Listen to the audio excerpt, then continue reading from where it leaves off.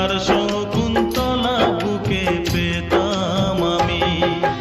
আংটি থাকুক না থাকুক তার আঙুলে, যেতাম না কখনো যে তাকে ভুলে। দুষ্মন্ত রাজা যদি হতাম আমি, শকুন্তলাকে চিনে নিতাম আমি। আংটি থাকুক না থাকুক তার আঙুলে, যেতাম না কখনো যে তাকে ভুলে।